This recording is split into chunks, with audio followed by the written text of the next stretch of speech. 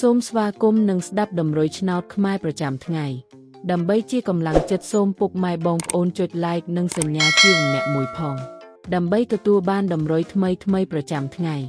ដំរុយឆ្នោតខ្មែរនៅថ្ងៃនេះគឺថ្ងៃទី5ខែវិច្ឆិកាឆ្នាំ2025ដើម្បីកុំឲ្យខាតពេលយូរសូមស្ដាប់ដំរុយឆ្នោតពី admin មានលេខ58344880សម្រាប់ប៉ុស ABCD សម្រាប់លេខ OZ admin មាន2គ្រាប់គឺ OZ ខ្ទង់30និង60សម្រាប់3លេខគឺ admin មាន2គ្រាប់ផងដែរគឺមានលេខ339គុណ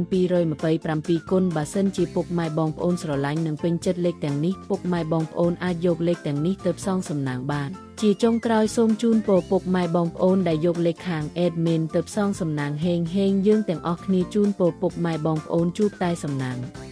និងសុខភាពល្អសូមជម្រាបលាជួបគ្នានៅថ្ងៃស្អែកបន្តទៀត